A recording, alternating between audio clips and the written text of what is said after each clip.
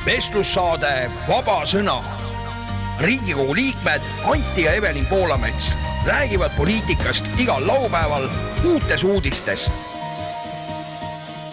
Tere tulemast kuulama vestlussaadet Vaba sõna. Stuudios on Riigikogu liikmed Antti ja Evelin Poolamets. Täna tuleb juttu presidendikampaania seisust. Räägime sooideoloogia ja taksojuhtide keelenõude teemalistest petitsioonidest, tuugenite mõjude uurimise manipuleerimisest ning Rõuge valda pudenenud lõhkeainega droonist. Evelin, aga alustuseks sinu muljeid palun võidupühast ja jaanipäevast. Ehk siis ma olin juures, hobune oli ikkagi väga uhke, ratsarügemendi vormis. Evelin Poolamets oli äge. Kuidas sul hobune vastu pidas kõik selle tule toomise aktsiooni? Ja tere ka minu poolt ja loodan, et kõik on jaanipäevast toibunud. Jah, et on ilus traditsioon, et presidendi poolt süüdatud tuli tuleb esmalt maakonda. Maakonnast jagatakse see omavalitsustele ja ka meil oli samamoodi maakonda tuli läbi Kadrina ja Kadrinas toimus maakaitsepäev ja sealt toodi tuli meile Vinni valda. Ja mul oli hea meel olla ratsa, tõrvik käes, kanda seljas ratsarügemendi vormi ja tuua see tuli meie Vinni valda. Ja muidugi tore, kõik, ma olen väga tänulik oma toetajatiimile, oma vallale ja ka oma lastele, et nemad aitasid mul korraldada, hobuse valmis panna ja viimase hetkeni, kui hobune siis tõrviku valguses lähenes rahva hulgale, ei kaotanud kordagi närvi ja tuli ilus ja tore ja tule üleandmise tseremoonia. Joo, aga mul on tore näha, et vanu vahvaid ajaloolisi traditsioone hoitakse, et Lõuna-Eestis ma nägin ka, et olid ratsarügemendi vormides ratsanikud ka vist tulega nemad tõid ka tule. Nendel olid lipud ja ega see hobusega tule toomine ei sobigi igale hobusele, et loom kardab instinktiivselt tuld ja mõnel juhul võib see täitsa probleemne olla, aga meil on see kõige paremat sorti hobune, meil on Tori tõugu hobune, tema on nagu pool inimene, tema tuld ei karda. Ja reklaami korras võin öelda, et Kulina mõisas on üleval ka ratsarügemendi ajalugu puudutav näitus, nii et kui teil on soovi mingi seltskonnaga tulla, siis andke aga telefonitsi või kirjalikult teada, et soovite läbi astuda ja meelega olen giidiks teile Eesti sõja ajaloost. Suurepärane Eesti ratsarügement, mis oli Eesti esimese jalaväepolgu ehk siis esimese ratsaväe üksuse järeltulija ja muidugi likvideeriti 40. aastal okupatsiooni tulles, aga meie püüame ka siis seda Eesti uhket sõjaajaloo traditsiooni Kulina mõisas üleval hoida. Aga läheme nüüd päevateemade juurde, mis puudutab presidendi teemat. Miks ta siis nii päevakajaliseks läks? Kui keegi ei märganud, siis Alar Karis ütles lõpuks siis Raplas toimunud võidupüha paraadil välja, et mina olen siin presidendina teid tervitamas viimast korda. No see tähendas seda, et nüüd on siis ära öeldud, et tema ei kandideeri.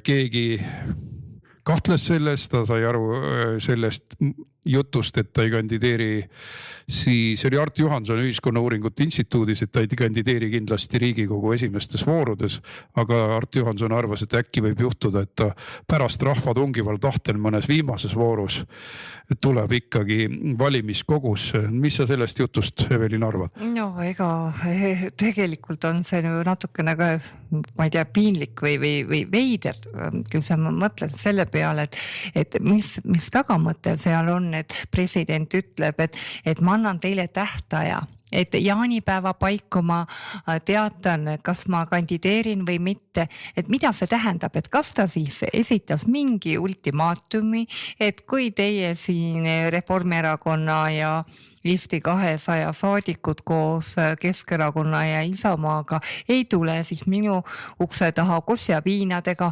siis teil on aeg, teil on tähtaeg kuni jaanipäevani, et seda teha, muidu ma ei kandideeri, sest kui ta oleks nagu enda sees veendumuseni jõudnud, et ta rohkem ei kandideeri, siis ta oleks võinud seda ju kohe öelda. Ja huvitav oli see, et Eero Epner, kes tahab kangesti jõukonna kirjanik olla, väitis, et ta on olla otsustanud seda juba 5 aastat tagasi, et ta ei kandideeri ja see on ammu selge ja kuule, poliitiku jutt on ikkagi selline, et see kipub ajas muutuma ja ausalt öeldes mina seda veel kuigi tõsiselt ei võta. Ja, aga tegelikult mõjuski see artikkel või intervjuu selliselt, et teate, et Alar Karisel on selline geneetiline omapära, et tema ühelegi ametiajale kauemaks kui 1 ametiajaks ei jää, et toodi siis rida näiteid juurde. No see jutt ei päde ju. Aga ma arvan, et Alar Karisel on ka ette näidata kõik võidud. Ta ei ole kuhugi kunagi kandideerinud nii, et ta poleks sellele kohale saanud ja ta on väga uhke selle üle, et ta on alati kandideerides nii edukas olnud ja ma arvan, et see tähtaeg, et ta andis nii-öelda erakondadele, Riigikogu liikmetele aega jaanipäevani enda selgusele jõudmiseks, et kas tema kandidatuur presidendina on jätkuvalt vastuvõetav ja me teamegi, et Isamaa toetas Karise kandidatuuri, Keskerakond toetas Karise kandidatuuri, et oleks piisanud siis ka sellest, et Eesti 200 ja Reform oma 52 häälega oleks minu meelest Riigikogus saanud need hääled kokku. Ja nüüd ma ei tea, minu meelest me oleme suure küsimärgi juures, et kust võtavad need vasakliberaalid omale uue sobiva kandidaadi, mis rahuldaks ühtlasi Reformierakonna nõudmisi, ka Eesti 200 nõudmisi, kuigi Eesti 200 on 0,02% toetust, on neil ka ju mingid ambitsioonid. No mina ütleks Karise kohta nii, et ei piisa ka piiritu ustavus globalismile, kui sa eksid korra, seda andeks ei anta. Et piisas sellest, et ta esindas realistlikku koolkonda korraks. 3 aastat oli ta tõesti pupujuku, kõik kirjutas alla, kõik oli ime hästi, ainult kosmeetiliste asjadega tegeles. Aga siin lõpupoole tahtis ta nagu iseloomu näidata, et ma olen iseseisev president. Püüdis seda mõne väikese liigutusega tõestada, aga seda tal andeks ei antud. Kõik sotsiaaldemokraatid läksid peast sassi ja Eesti 0,02 Tšahkna läks täiesti pöördesse, kui ta Kasahstanis mõne realistliku arvamuse ütles, ei huilanud nagu Tšahkna või kogu see kamp, kes on kogu aeg välispoliitiliselt lihtsalt huilgajad, hüsteerikud, puhtalt partei poliitilise punkti kogujad, keegi oli realist korraks ja ta kohe sai sellise räige rünnaku ja see näitab, et Eesti see liberaalne kamarilja on ääretult sallimatu ka omade suhtes, kes natukenegi eksib. Sellega koheldakse nagu mingi seltsim Stalineks, kes lugematu hulga endisi kommuniste ka ära tappis, et nad kaldusid ikkagi sammukese kõrvale, eks ole, bolševike partei pealiinist, et täitsa jube on vaadata, milliste haihammastega nad pidevalt on ka isegi endale ustavate tegelaste kallal. No aga eks see on ka teistele hirmutuseks, et proovige te meil vääratada. Muidu me teeme sinuga nii, nagu me tegime Rein Veidemanniga, võtsime pea maha. Muidu me teeme sinuga nii, nagu Kalle Laanetiga, algatame uurimise, et ärge te jumala pärast sellelt kõveralt teelt kõrvale astuge.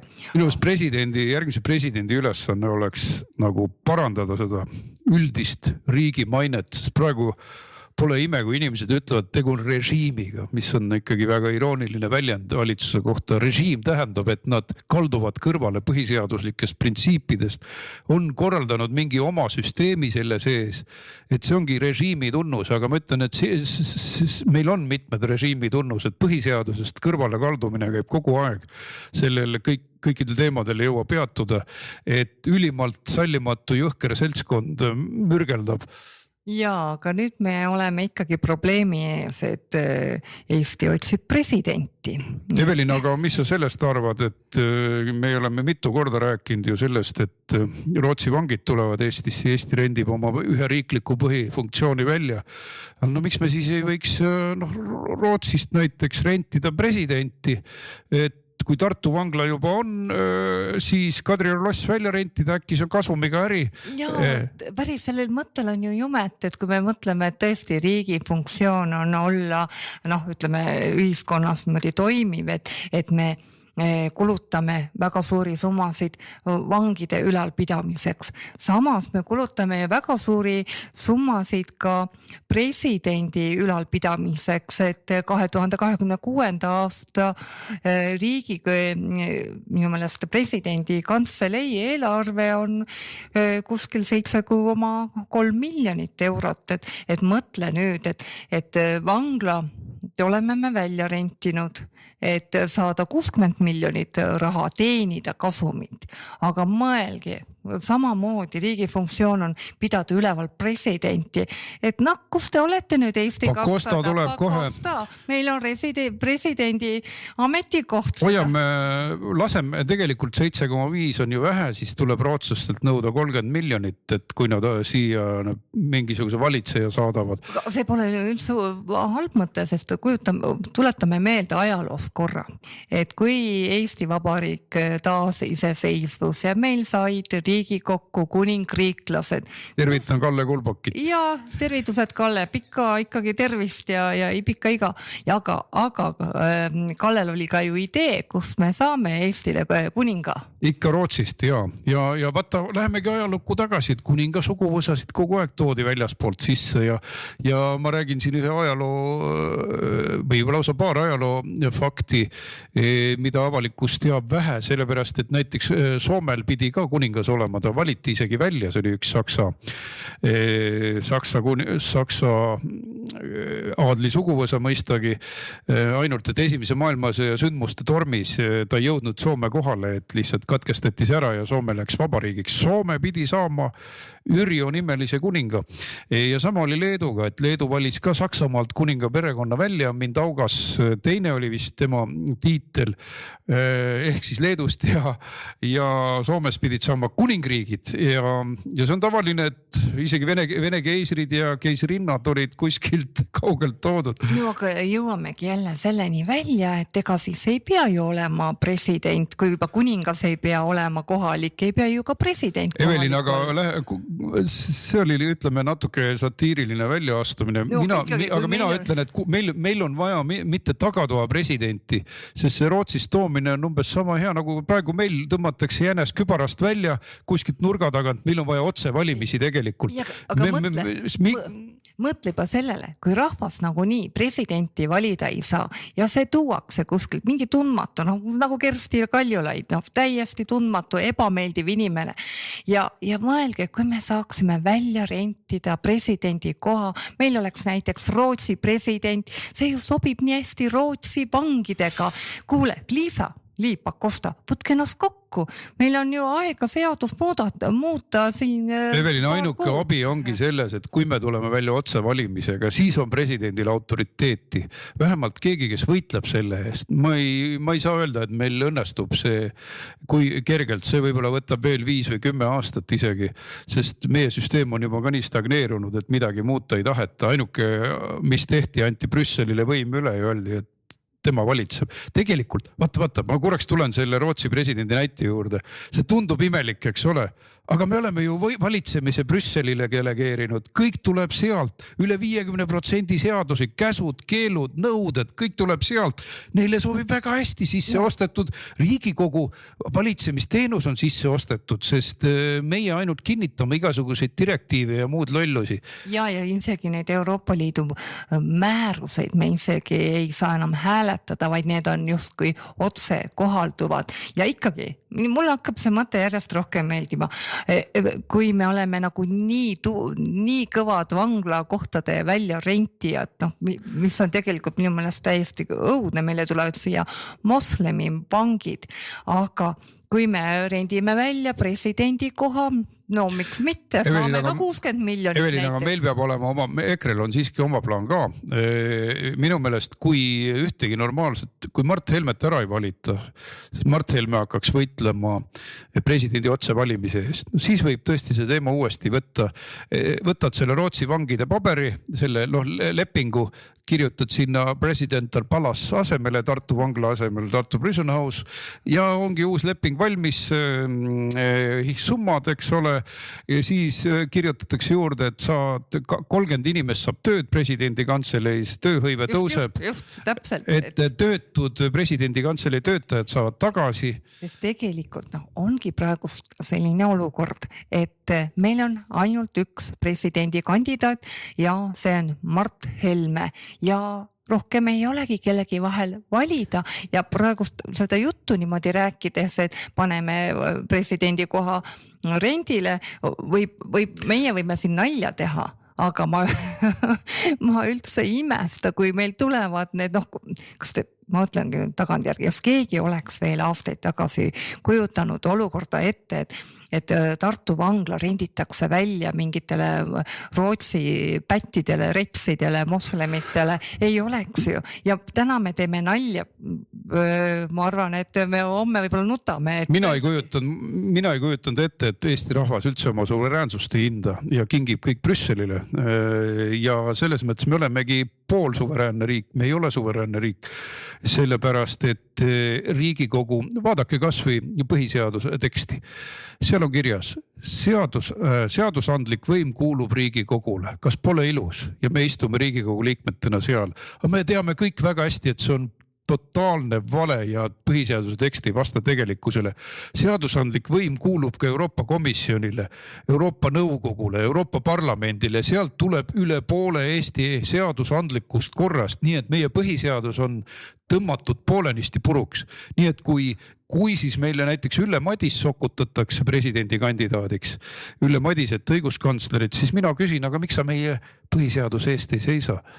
Meil ei olegi olnud presidenti, kelle puhul saab öelda, et ta teeb oma tööd. Presidendi ülesanne on kaitsta põhiseaduslikku korda, ta on tasakaalustav institutsioon, et kui Riigikogu laseb läbi põhiseadusega vastuolus oleva seaduse, president peab siis selle vaatame, kas ta laseb selle läbi, kiidab heaks või mitte või saadab Riigikohtule lahendada, aga praegu ma küll ei näe, et president oleks nagu julgen sel teemal. Üks sõna võtab ainult paar mingit asja on, kus ta on öelnud. Kosmeetika on saatnud ühele poole, teisele poole ja lõpuks ikkagi heaks kiitnud. Normaalses riigis kaitseb Riigikohus, president, parlament oma suveräänsust nagu lõvi. Kõik need institutsioonid meil töötavad selle nimel, et suveräänsust laiali lammutada, ära kinkida. Peaaegu iga nädal on erinevates komisjonides mingi eurodirektiiv, mis võtab Eestilt võimu ära. See on häbitu vale, et meie eest võideldakse. Vaat sellepärast ongi meil vaja presidenti nagu Mart Helme, kes on eluaeg võidelnud eestluse eest ja võitleb edasi ja ma ütlen, et meil on ka tehtud portaal rahvatahe.ee, et igal juhul kellel on tunne, et see asi ei tohi nii edasi kesta, nagu me praegu näeme, vaid meil peab olema alternatiiv ja ka otsevalimiste eest võitleja, suveräänsuse eest võitleja, siis rahvatahe.ee, andke oma allkiri Mart Helme toetuseks. Ja ma kujutan ette, kui meil oleks ka presidendi otsevalimine võimalik, et kõige populaarsem presidendikandidaat oli Alar Karis, populaarsuselt teine oli Mart Helme. Nüüd Alar Karis ütles, et tema enam ei kandideeri. Nüüd ma soovitan kõigile populaarsuselt järgmist presidenti ehk Mart Helmet ja tõesti mina ei näe Eestis ühtegi teist inimest peale Mart Helme, kes oleks võimeline ja suuteline kaitsma Eesti põhiseaduslikku korda, kes oleks nii pädev välispoliitikas ja tõesti, kes armastaks Eestit. No, mul tuleb kuidagi kananahk ihule, kui ma mõtlen eelnevaid presidenti. Ma ütlen, selle kõrval oli Alar Karis päris normaalne veel. Alar Karis oli lihtsalt vaguram, aga tegelikult täitis globalistide käske ja oli ustav Reformierakonna tagatoale kuni viimase hetkeni. Aga nagu ma ütlesin, et siis üks eksimus ja sa oled kustutatud, tühistatud, kao minema postilt. Vaat see on Reformierakonna käitumine omade inimestega. Jaa, et Alar Karise edule kindlasti aitas kaasa ka see, et Kersti Kaljulaid oli presidendi lati nii madalale nihutanud, et madalamale ei saanudki enam, et president sult hakkab mingid konisid korjama, tegeleb mingite konide korjamise aktsiooniga ja no. Ta oli lihtsalt rumal inimene ka aga ma ütlen, et kõige kriitilisem minu jaoks, et ta võitleb Eesti suveräänsuse eest. Kas nad võitlesid? Tegelikult ei võidelnud mitte keegi. Kõik lükkasid meid Brüsseli võimu alla, Lennart Meri kaasa arvatud. 94. aastal sõlmiti juba esimesed assotsiatsioonilepingud Euroopa Liiduga ja hakati parsaldama riiki maha. Nii kurb kui see ka ei ole ja teeseldi seda riiki nii palju kui võimalik. Ja siis see teesklus on andnud meile juba sellise globalistide koloonia staatuse, Brüsseli koloonia staatuse, kus ainukene, kes võitleb päriselt eestluse ja Eesti rahvusriigi eest ongi EKRE ja EKRE valijad. Ma loodan muidugi, et me veename veel ära inimesi, et EKRE toetus peaks vähemalt 35-40 olema, siis mul on tunne, et me suudaksime täielikult seda lainetust tagasi keerata. No mõnes riigis tegelikult juba see lainetus vaikselt hakkab teises suunas liikuma, aga koloonia staatusele ju annab ka nii-öelda jõudu juurde ju see, et tõesti esimesed Rootsi vangid hakkavad juba saabuma. Jaa, augustist räägitakse. Aga selle teema tõmbame täna kokku. Kindlasti jõuame paar korda suve jooksul veel presidendi valimiste teema juurde.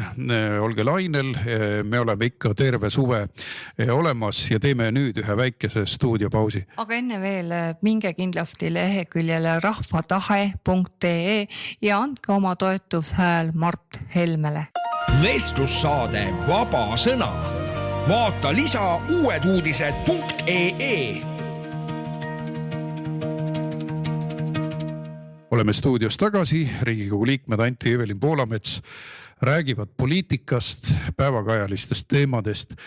Üks päevakajaline teema, mis meile silma hakkas, oli see, et keskkonnas petitsioon.ee on 2 põnevat petitsiooni. Üks on sooideoloogia kriitiline ja teine on taksojuhtide keelenõude teemaline. Mõlemad hästi adekvaatsed, hästi sisukad, hästi vajalikud.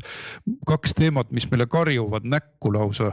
Ja kusjuures taksojuhtide keelenõue on praegu edukam. Tal on juba ligi 1000 allkirja koos. Kui on 1000 allkirja koos, siis saab sellise petitsiooniga kenasti Riigikogu komisjoni tulla. Ehk siis huvitav on see, et vene nimega on see inimene, kes on algatuse teinud ja vahva on see, et mul on tunne, et tal on selline tunne, et mina olen keeleeksami teinud, miks nüüd siin teised rallivad ringi ja absoluutselt ei järgi eesti keele nõudeid. Ja, et see rahvaalgatus ongi rahvaalgatuse lehekülje peal rahvaalgatus.ee ja kannab pealkirja Eesti keele B1 taseme nõue taksojuhtidele ja tehakse ettepanek kehtestada takso ja platvormi vedude juhtidele eesti keele oskuse nõue vähemalt tasemel B1 ja nõue peab kehtima kõigile võrdselt, nii olemasolevatele juhtidele tuleb anda ning olemasolevatele juhtidele tuleb anda mõistlik üleminekuperiood, ehk siis see natukene kajastab ka EKRE eelnõusid. Me proovisime siin Riigikogus läbi suruda, et ka platvormi töötajatel oleks kehtestatud keelenõue, aga see muidugi ei leidnud toetust, kuna platvormi, nagu sa tead, Bolti meil ju toetavad need inimesed, kes toetavad ka Reformierakonda ja loomulikult semudelt ei saa ju nõuda mingeid kulusid või teha nende elu kuidagi keeruliseks. Aga veel sellest B1 taseme nõudest, et kujutage ette, et meil on ju selline platvormi nii-öelda teenus, Bolti, tahad tellida Bolti, näiteks oma vanaemale, kes ei oska inglise keelt ja tuleb mingi Muhamed Ali ja ta ei oska eesti keelt sõnakestki, aga see on ju turvarisk, on ju, kuidas vanainimene peab siis inglise keelt oskama või vastupidi, võtad lapsele selle Bolti ja see peab oskama siis vene keelt või? Ja meil on uus juhtum, et mida varem ei olnud nagu kuulda kusagilt, et nüüd on tekkinud seksuaalkuriteod, mida sooritavad taksojuhid. Samamoodi kahtlaselt Muhamedi nimelised ja mõned on ka süüdi mõistetud, üks Sudaanist tulnud vägistaja. Ehk siis tegelikult on Eesti langenud teeninduskultuuris mingisuguse pagan teab mis 3. maailma tasemele, et naised ei või turvaliselt autoga sõita enam, isegi taksoga sõita ja ammugi ei saada üldse aru, millest jutt on. Piiks, reisisiht tuleb sinna kuskile tabelisse, aga teate, inimestel on muid küsimusi ka, ütlevad sellele autojuhile, et kuulge, lähme ikka mujale, et ma mõtlesin ümber ja see vahib sind lolli näoga, ta ei saa ühtegi sõna aru, ta ei saa mitte millestki, mitte midagi aru või siis, et kuule, et mingid vaidlused, arutelud tekivad, mitte millestki nad aru ei saa. Kas selline arutelu või vaidlus võib tekkida sellest, et unustab kuhugi selle linnukese panemata, et ta maksab kaardiga, et muidu peab sularahas maksma ja mäletan, et oli füüsiline kontakt, inimene tellis takso, sõitis ära ja tahtis maksta kaardiga, kuna tal ei olnud sularaha, mille peale taksojuht ründas, lõi vastu nägu inimest jõuliselt, et miks ta talle raha ei anna ja ei viinud ka pangaautomaadi juurde, et siin ongi seesama keeleteema, kultuuride erinevus, aga veel kord, rahvaalgatus.ee, pange oma allkiri alla, kui te olete selle poolt, et nõutakse ka nendelt Boltidelt ja Woltidelt B1 tasemel eesti keelt. Toimub lihtsalt jõhker seadustel tallumine Bolti poolt, keeleseaduse, tööseaduste, see on ekstra mingisugune ekstraterritoriaalne, justkui ekstraterritoriaalne üksus Eestis, kellele seadused lihtsalt ei kehti, kellel on Reformierakonna poolt paika pandud seadused, et nemad on nagu riik riigis ja see on jube. Aga ma tahtsin veel ühe näite tuua, mulle jäi see eredalt meelde, et kui me käisime Leedus ja ei osanud tõesti ühtegi taksot võtta, võtsime Bolti, et see oli kõige lihtsam. Ja tead, see oli ka mingi Muhammadovitš, näha oli, et kuskilt Kesk-Aasia riigist ja ta peaaegu sõitis parlamendi õue välja, ta isegi ei saanud aru, ta oli nii loll, et ta ei saanud aru, et see üldse parlament on, seal oli tõkkepuu, seal olid relvastatud valvurid ja ta umbes hea, et ta tõkkepuud maha ei sõitnud, et parlamendi õue minna, et sellised nagu poolearulised, kes on nii ekstraterritoriaalsed, et nad suudavad vaadata ainult seda piiksumistel silme ees, ta ei saa üldse ümbritsevast mitte midagi aru, ta ei saa aru, et ta sõidab parlamendi juurde, ta on nagu selline elu toimub Eestis ka, et täiesti uskumatu seadusetus. Aga Evelin, see on juba hulluse apoteoos, räägime siis teisest petitsioonist ka, aga rõhutan, et see aadress ei ole petitsioon.ee, vaid rahvaalgatus.ee. Ja, et tore, kui sellised olulised ühiskonda puudutavad asjad saavad just rahvaalgatusena alguse, et alati ju ei piisa sellest, et opositsioon räägib, et tehke nii või aga samas nad tulevad justkui meie sõnumitele appi ja teine väga hea ja oluline rahvaalgatus on Mari Vivian Ellami algatus, mis siis palub lõpetada sooideoloogia ja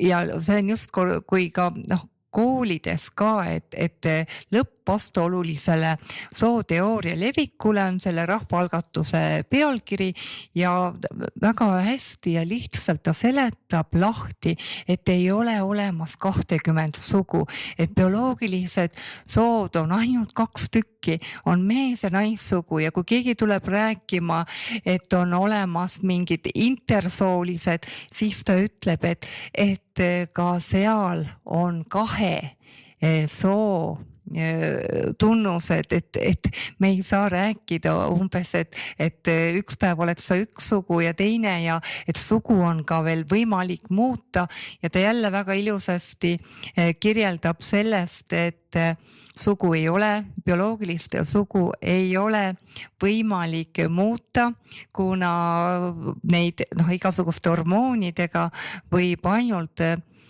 muuta, kuidas inimene välja näeb, et tõesti on võimalik selle habe panna kasvama ja naine võibki näiteks näidelda, et on mees ja nagu näitlejate puhul ikka tuleb see mõnel paremini välja, teisele halvemini, aga näitleja ei muutu kunagi päriselt selleks, keda ta näitleb, isegi kui ta rolli väga sisse elab ja sellest kunagi välja ei tulegi ja see on ju suur vale, mida meile kogu aeg levitatakse, et operatsioonide või hormoonpreparaatidega on võimalik muuta, millisest mis soost inimene on, sest nende operatsioonidega ega preparaatidega ei ole võimalik muuta ei rakke, ei kromosoome, ei geene ja kõiki neid teisi asju, mis inimese bioloogilise soo määravad.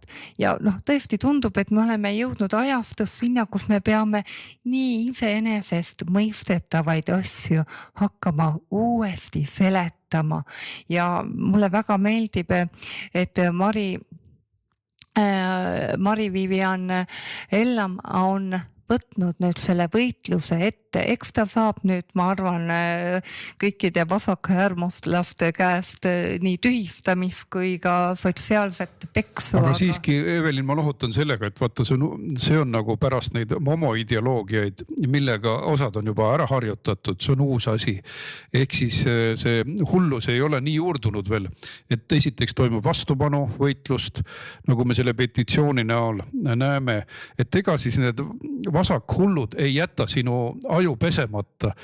Kui ütleme 5 aasta pärast on sooideoloogia juba pähe taotud kõikidesse õpikutesse igale poole viidud, siis on mingi järgmine hullus. Nad ei jäta kunagi järele.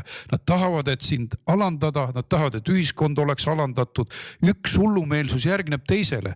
Tuletame meelde, et see proletariaadi diktatuuri jama, mis algas seal juba Karl Marxi siis kommunistliku manifestiga, see on ju nagu kestnud juba varsti 200 aastat, eks ole. Ja ega see ei olegi nagu mingi, ütleme, süütu tegevus, et me räägime, et on 20 sugu ja lastele ju õpetatakse varasest kooliast seda, et sa võid olla poiss ja sa võid olla tüdruk ja et sugu on sotsiaalne konstruktsioon, aga ma vaatan, et mida näitab statistika, et Sotsiaalministeeriumi andmetel on arstlikule komisjonile saadetud soo andmete muutmise taotlusi viimase 10 aasta jooksul järgmiselt, et 2016 sooviti sugu nii-öelda paberi peal muuta ühel juhul, siis 2019. aastal juba 26 juhul ja hüppeliselt kasvas see 2022. aastal 122 taotlust oli, et sooviti oma sugu muuta ja 2023 juba 184 juhul, ehk siis see oli see aeg, kus Kaja Kallas võimutses, võeti vastu homoseadus või homoabielude seadus ja kui nüüd mõelda, et kui lastele räägitakse, et on võimalik sugu muuta ja nad lähevad nende operatsioonide ja igasuguste hormoonpreparaatide teed, siis nad ju tegelikult sandistavad oma keha, tihtipeale opereeritakse oma suguelundid, nad ei saa mitte kunagi enam lapsi ja see on kõik väga-väga ohtlik, see ei ole lihtsalt ainult mingi moeröögatus, et täna me värvime pea vikerkaare värvi või lillaks ja hakkame siis mingit rolli mängima. Ja seda juttu, et sugu on kuidagi sotsiaalne, jah, ajalooliselt inimesed on teinud erinevaid asju, on ju, mehed naiste töid ja naised meeste töid, aga ega need ei ole ju sootunnused, kui me teeme mingit erinevaid töid või käime valimas. No see on, ütleme, ma tahaks lihtsalt öelda, et see on absurdi tipp, kuhu ollakse jõudnud ja kui sul on haridusminister, kes räägib seda juttu, et see on teaduslik konsensus, siis mulle tundub, et mind on mingisse kollektiivsesse hullumajja kinni pandud. Ja vahel tundub Riigikogus sama tunne, et mingis kollektiivses hullumajas istud. Ja vaata, maailmas on see asi aina halvemaks läinud, kõik need Sorosed ja vasakäärmuslased pressivad jõuga oma hullust peale, kusjuures vahepeal on ka mõistlikke arenguid, nii et näiteks Keir Starmer sai sellise tagasilöögi Briti kohalikel valimistel, et ta lihtsalt astus tagasi, kuna kogu see sotsiaaldemokraatia seal Briti kastmes lihtsalt variseb normaalsuse ees kokku praegu. Et loodame, et meil ka ikkagi rahvas ärkab ja saadab nad kõik puu taha. Aga ma toon ühe näite veel, et Soomes üks väga kuulus psühholoog võttis kokku kogu selle soovahetuse teema, uuris neid alla 23 aastaseid noori, kes 1996 kuni 2019 siis sooahistuse tõttu, nad tundsid ennast väidetavalt ahistatuna oma kehas, siis läksid erinevatesse haiglatesse, et oma sooidentiteeti muuta. Et olukord on selline, et tegelikult nende vaimne tervis on ikka kohutavalt halb ja veel hullemaks läinud. Eriti palju ju on kahjustatud naisi, sest suurem osa on olnud naised, kes tahavad identiteeti vahetada. Muide, ma lugesin ühelt Soome leheküljelt, et neil on tehtud siis töötuba soov nii-öelda siis katseta oma kontrolli, kas sa oled õigest soost 13 kuni 17 aastastele noortele. Ja siis tütarlapsed saavad näiteks siis õmmelda endale nagu fallose mingisuguse igaüks oma mõõdu järgi, nagu tehakse töötuba, õmblustöökoda ja siis küsitakse, mis tunne on, et kas sa tahad äkki teisest soost olla. Ma ütlen, kui isad ja emad sellele vastu ei hakka, siis millele üldse veel vastu hakata? Mis rakette siin kogutakse, kui te ei suuda oma lapsi kaitstaks? Ja, et meile ju räägitakse ka, et kui me räägime rohkem sellest sooideoloogiast, et see vähendab siis noorte hulgas seda depressiivsust ja aga samas statistika ei näita seda, et näiteks ühiskondades, mis on liberaalsemad ja kus sooteooria on levinud, et noorte hulgas oleks depressiivsus madalam, transinimesed kusjuures on seejuures eriti depressiivsed ja seda ka kes nimetavad ennast transinimesteks, proovime terminoloogias olla. Seda on küll, et näiteks me teame ju kõik nad bluffivad. On transinimene, on olemas inimesed, kes ütlevad, et nemad tunnevad, on küll bioloogilised mehed või bioloogilised naised, aga nad tunnevad mehe või naise soorollis ennast paremini ja kusjuures ka need transinimesed on väga selle vastu, et vähemalt üks võttis sõna. Et seda sooteooriat levitatakse ja nad on leidnud, et see sooteooria nii-öelda, on eriti ohtlik noortele ja kusjuures seda ongi rääkinud transid, mingid kuulsamad. No transid selles mõttes, et ta ütleski, et ma jään eluks ajaks naiseks, kes Postimehes sõna võttis.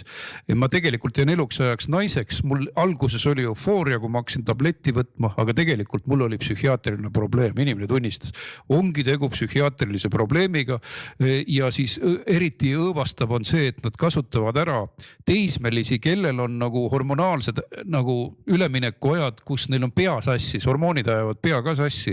Teate ise, et neil on väga tugevad emotsioonid selles vanuses ja emotsionaalsus või ka emotsioonid küpsevad aja jooksul ja siis tulevad need haihammastega doktorid või siis need sooaktivistid ja ütlevad, aga tule, lõikame sul midagi ära, söödame sulle mingit tabletti sisse, et tegelikult toimub laste pilastamine.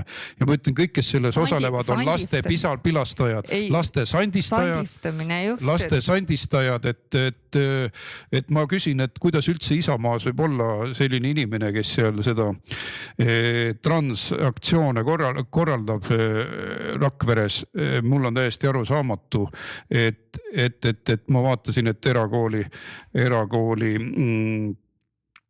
eragümnaasiumi juht lihtsalt toetab seda LGTB festivali ja istub volikogus, et kuidas ta julgeb nagu olla koolidirektor ja samal ajal neid elada kaasa nendele laste mutileerimise aktsioonidele. Ja et kui meil kooliõpikutes on juba see õpetus sees, et ei peagi enam olema ei poisid ega tüdrukud või hakatakse segistama, et pannakse lapsele juba selliseid mõtteid pähe, et tegelikult sa ise võid valida, mis soost sa oled, et noh, see on ju absurdne. See kuidagi kaotab ju inimese enesekindluse ära, et ta ju mingil hetkel ei saagi aru, kes ta on, kus ta on ta õiges kehas, on ta vales kehas, et see on väga ohtlik, eriti noortele, kes alles avastavad elu, avastavad ise ennast oma ja see on kuritegelik, nii et Anne Nõgu, Rakvere Eragümnaasiumi direktor, soovitan soojalt läbi mõelda, et kas ikka tasub laste mutileerimist toetada ja selle ideoloogia levikut. Ma ütleks, et Isamaa liikmed sellisel kujul, noh, mis Isamaa see on Rakveres, see on lihtsalt mingisugune äärmus sotsialistlik kamp. Ja eriti ohtlikud on sellised inimesed, kui nad on haridusasutustega kuidagi seotud, on nad omanikud, on nad koolijuhid, või õpetajad, kes sellist soosegadust noortes tekitavad, aga üleskutse leidke rahvaalgatus.ee üles petitsioon lõpp vastuolulise sooteooria levikule ja andke oma toetus, kui te toetate, et lapsi ei sandistataks, ei tekitataks neis soosegadust ja lastakse neil lõpuks areneda selleks meheks või naiseks. Ja tõmbame selle teema kokku, sest me lubasime veel paaril teemal rääkida. Ainuke lisainfo veel, et 4. juulil toimub heteroparaad Võrus. Mootorratturite aktsioon kell 12, tasub vaatama minna, et homoparaadile igal juhul üks tervemõistuseline vaheldus. Aga pärast väikest pausi läheme juba tuugeni teemade juurde. Vestlussaade Vaba sõna. Vaata lisa uueduudised.ee. Oleme stuudios tagasi, Riigikogu liikmed Anti ja Evelin Poolamets räägivad poliitikast ja me läheme ühe hästi valusa teema juurde, nimelt manipulatsioonid tuuliku mõjude uurimisel. Esmalt muidugi soovitame soojalt tutvuda Postimehes ilmunud Ülle Harju artikliga, mis saigi praeguse arutelu ajendiks. Me oleme küll varemgi jälginud, kuidas manipuleeritakse tulemustega, aga Postimehe kohta väga hea artikkel. Ja ma teen ka siinkohal reklaami. Leidke Postimehest artikkel tuulikulahingud, teadlased ei uurigi tegelikult tuulikute infraheli mõju inimestele ja artikli autor on Ülle Harju. Ja see oli väga põnev selles suhtes artikkel, millele siis järgnes Kliimaministeeriumi palulik reaktsioon, kus siis hakati Postimeest süüdistama valeväidetes ja nad jäid haledalt vahele sellega, et Ülle Harju avaldas täispikad intervjuud siis Tartu Ülikooli teadlastega, kelleks oli Hans Orru ja Triin Weber, kes siis pidid uurima või tuulikute infraheli kahjulikku mõju inimestele ja nemad siis leidsid, et tuulikute infraheli ja tervisemõjude vahel ei leitud seost.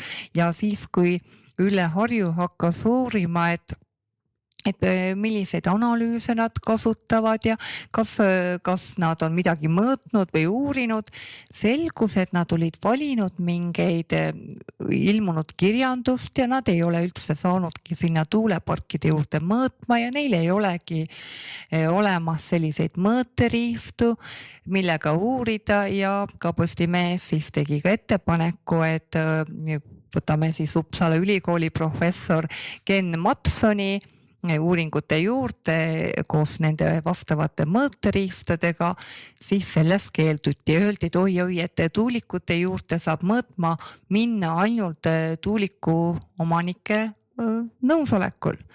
Ja see kõik nagu päädis sellega, et mingil hetkel tunnistas siis Hans Orru, et saage nüüd aru, et kuskil peab ju elekter tulema, et meil on ju tuulikuid vaja ja Triin Weber siis kinnitas, et kliima soojenemine on palju kahjulikum kui tuulikute mõju inimestele, et meil oli korraga on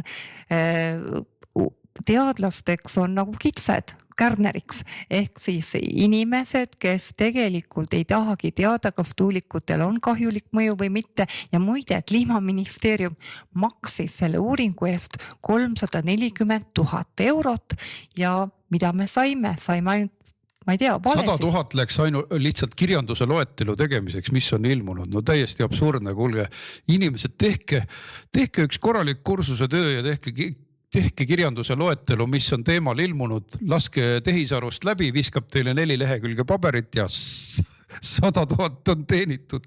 No kas pole hea äri? Et vaata siis, kui on ikkagi rohepööre, siis raha uppub igale poole kõikidesse laugastesse.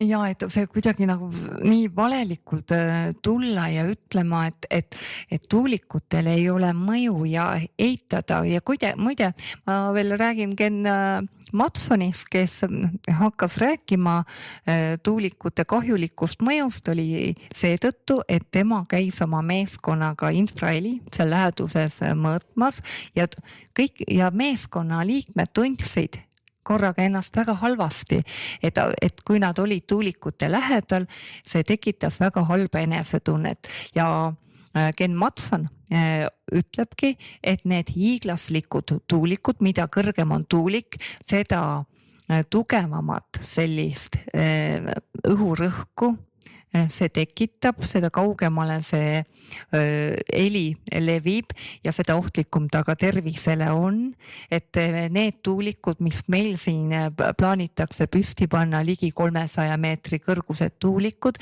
et neid mujal maailmas ei olegi inimestele nii lähedal ehitatud. Nad põhimõtteliselt on meretuuleparkide proportsioonis mõõdus, meretuulepargid on isegi madalamad ja need on paigutatud ka inimasulatest 25 kilomeetri kaugusele.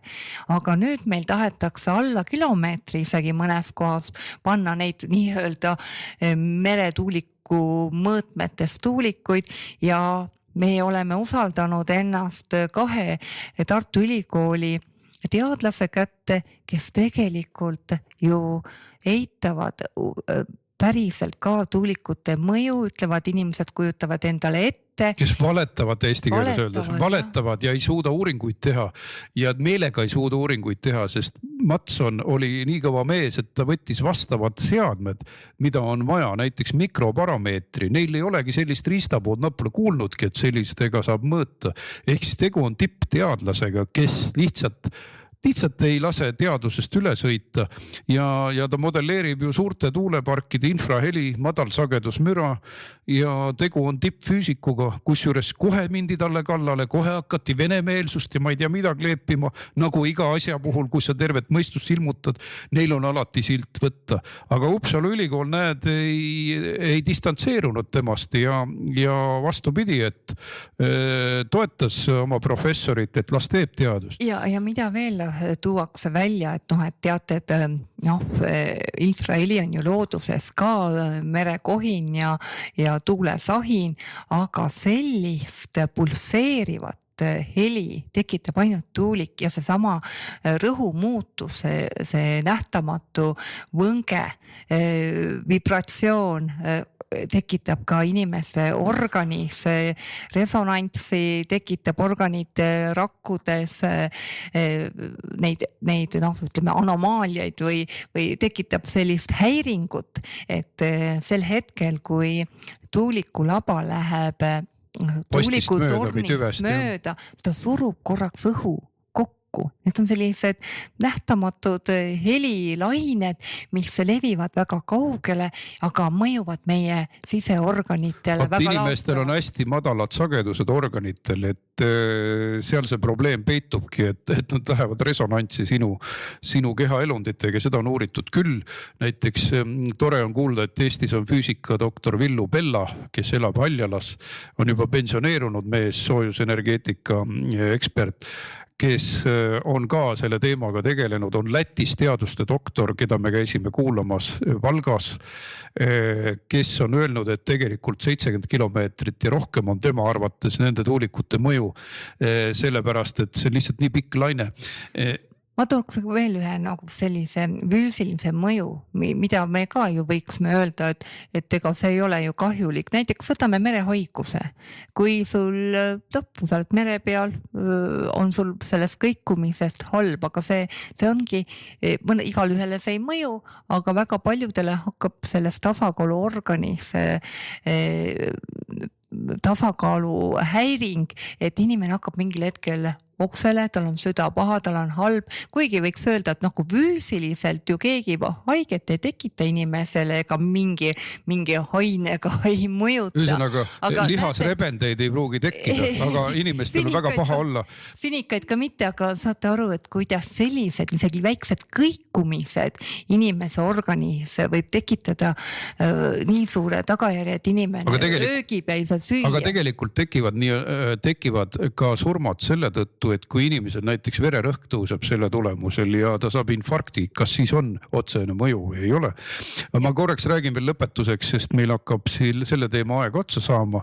Räägin seda, mida professor Matson ise ütles ja refereerin Postimehe artiklit, siis tuletan meelde, tuulikulahingud, teadlased ei uurigi tegelikult tuulikute infraheli mõju inimestele ja professor Matson rääkis, et kui ta hakkas tuulikute mõju vastu huvi tundma, kuna temalgi hakkas tuulikute lähedal halb töid tehes, et see ärgitas tema huvi, et ta ütles iga kord, kui olen tuulikute lähedal, ütleme 1-2 kilomeetri kaugusel, teeme tavaliselt mõõtmisi ja veedame seal umbes 4 tundi.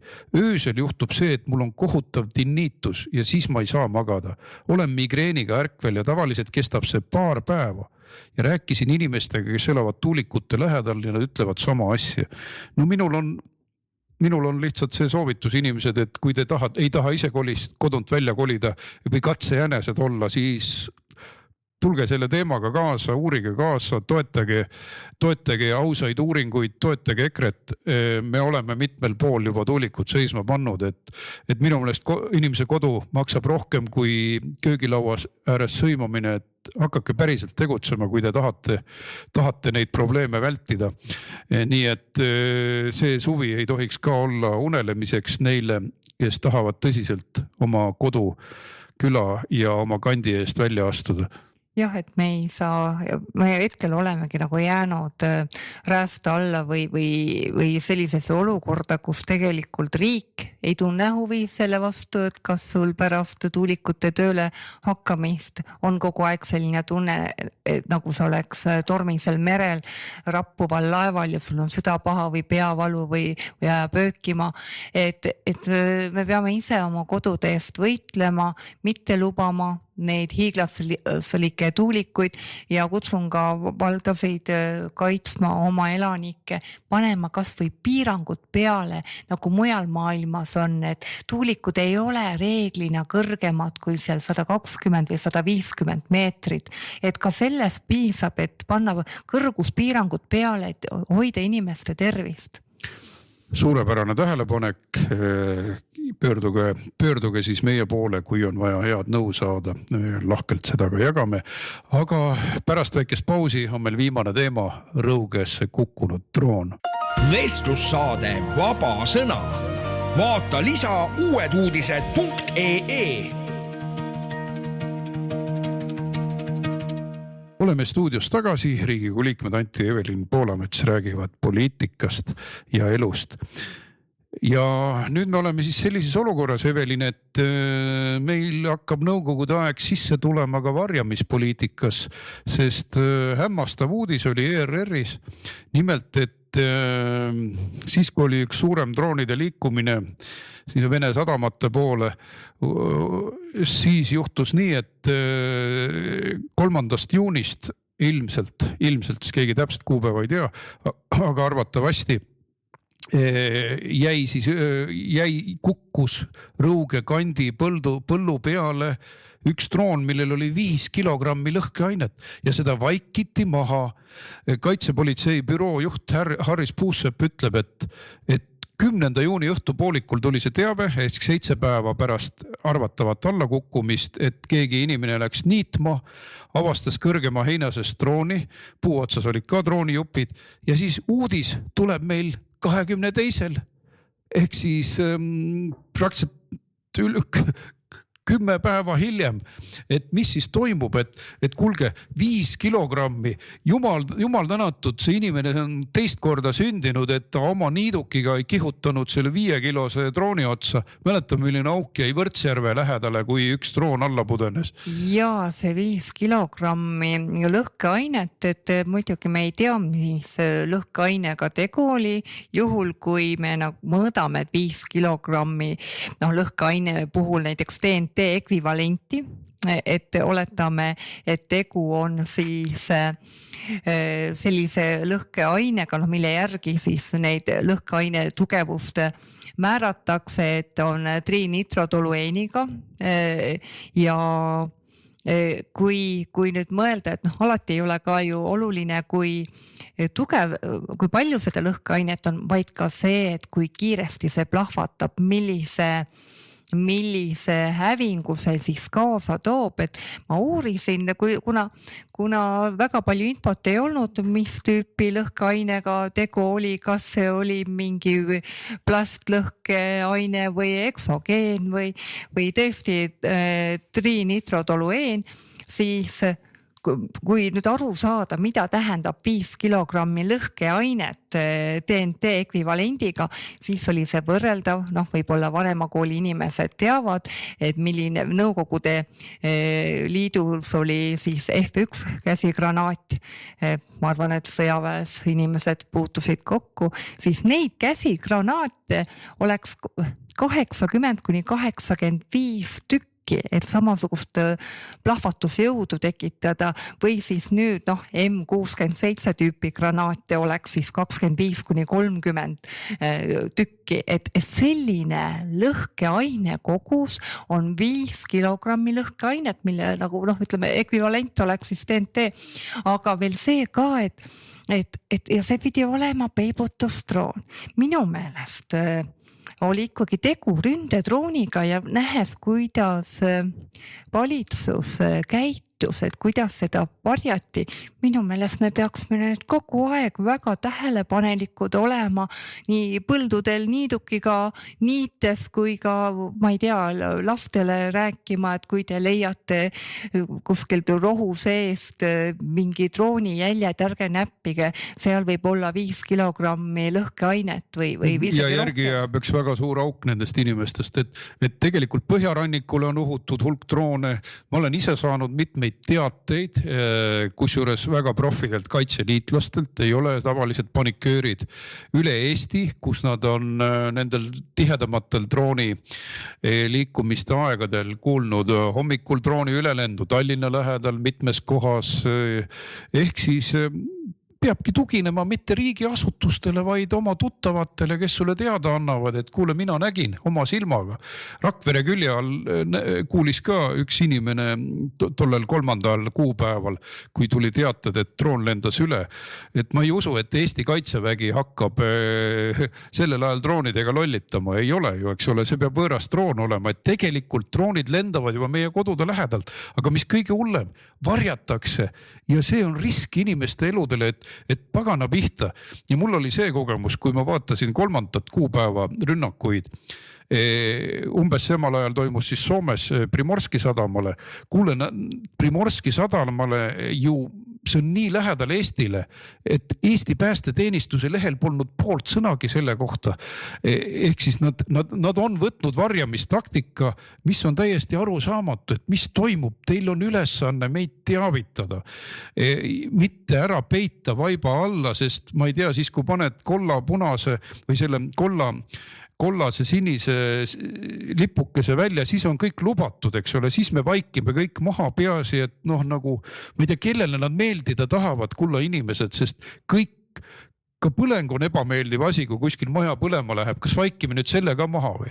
Et Eestis ei tohi ühtegi põlengut olla, Nõukogude Liidus ei tohtinud olla raudteeõnnetusi, isegi need vaikiti maha. Ja kõike vaikiti maha, ka igasugused puudega inimesed ja kõik, mis oli halvasti, vaikiti maha. Meil on sama teed mindud ja kui kritiseerid, oled Kremli agent ja halvustaja. Aga ma mõtlen jälle sellele, et kui meile hiljem teatatakse, et nähti drooni ja tuvastati, et enam drooni ei ole ja tegelikult droon oli ja sealt ei ole ju ka toimunud nagu mingit muud reaktsiooni, jah, oli jäime vahele, tuleb järgmine kord mingi ja meil on õnne olnud. Meil on tohutult õnne olnud, et meil ei ole inimohvreid. Ma ei tea, peab kogu aeg näpud ristis hoidma, et jumala pärast, et see droon ei kuku kuhugi valesse kohta, vaid ikkagi kuhugi põllu peale ja keegi viga ei saa või kukugu vette, sest meil ei ole võimekus sellega tegeleda, ei ennetada, meil on ainult võimekus tagajärgedega tegeleda. Ma ütlen, et vähemalt tuleks nendest äpardustest võtta nii palju nagu kasu sisse, et me tõesti pühendame droonikaitsele. Kõikides Kaitseliidu malevates luuakse mobiilsed drooniüksused, investeeritakse õigesse kohta raha, haridusse, mujale. Olgu sellest niigi palju kasu, aga maha vaikimine on kõige hullem. Selle uudise juures oli veel märge, et droon justkui kadus. Ta kukkus sinna, kus me kadus ta meil nagu sellelt vaateväljalt. Meie oma radaritega ju kõike tuvastasime. Aga kuulge, miks te 10 päeva maha vaikisite selle leidmise hetkest? Mine tea, äkki on kuskil veel. Alles siis, kui keegi niidukiga õhku lendab, siis öeldakse, oih, juhtus. See on ebaadekvaatne. Päästeteenistus, kaitsepolitsei, saage kaineks pärast jaanipäeva. Hakake nüüd tööd tegema ja informeerima inimesi. Nii ei ole, et vaikime maha. Minu meelest see näitab kaitseminister Hanno Pevkuri võimetust. Selline naeratus jälle, oi jah, näed, juhtus jah. Igor Taro ka, sest tema peaks praegu kaitsepolitsei letti võtma ja küsima, miks te 10 päeva varjasite seda infot. Mispärast? no minister käskis nähtavasti, et seesama hämamine seal juures ju kaotab igasuguse turvalisuse ära, et ma ei tea, miks me maksame nii palju kaitsekuludesse, kui sellel ei ole nagu mitte mingit mõju ega kasu, et me lõpuks oleme ikka nagu juhuse hooleks. Ma ütlen, paljud asjad tulevad läbi valu, aga seda valu ehk praegu on näha, et meil ei ole kaitset. Tõsi, üks droon lasti alla, see oli tubli saavutus, aga me teame tegelikult, et sellest kõigest ei piisa, kui tuleb järgmine sats kuskile Primorski peale paarsada drooni, siis võib juhtuda, et venelased suunavad ise tahtlikult need droonid meile kuskile Auvere korstnasse. Mina ütlen, et Auvere korstna asja ei võetud tõsiselt. Kui sulle lendab Eesti kõige kriitilisemasse infrastruktuuri kobakas droon, järelikult tal ei olnud tegelikult tõesti pommilaadungid peal. Muidu oleks seal tornis auk ka sees olnud selles korstnas, et ikka nad ei järganud, ikka öeldakse, et kui metsa raiutakse, siis lastud lendavad. See ei ole adekvaatne käitumine, oma inimeste elu tuleb tagada. Ja kaitseminister on öelnudki, et riskid alati maa peal jäävad, et võtke. Aga tehke siis midagi. Aga Evelin, selle üleskutsega, et tehke ometi midagi, me tõmbame täna kokku ja me omalt poolt lubame opositsioonis ka hoida knopkat neil all, et nad midagi teeksid, et meie inimeste elu ja tervis oleks kaitstud ja et infot maha ei vaikita. Selle mahavaikimise vastast metoodikat saame me tõesti kasutada ka infotunnis, arupärimiste teel ja me olemegi seda teinud. Sügisel tuleb vastamisele ka pöördukse efekti kohta meie arupärimine ja mitu muud arupärimist, et hoiame neid tulistel sütel, et nad teeksid oma tööd ja ei läheks laisaks. See on opositsiooni ülesanne. Ja soovitame siis meie headel kuulajatel olla ettevaatlik, kui te lähete Aasale jalutama, et ega seal mõnda alla kukkunud drooni ei ole, millel on 5 kilogrammi lõhkekeha küljes, et igal juhul see, kes hoiab iseennast, seda hoiab Jumal ka, on vana Eesti rahva tarkus, aga kena suve ja nautige seda toredat ilma, sest varsti on jälle jõulud. 4. juulil heteruparaad Võrus kell 12, motoratturite ettevõtmine, minge vaatama. Ilusat suve, kohtume järgmisel laupäeval.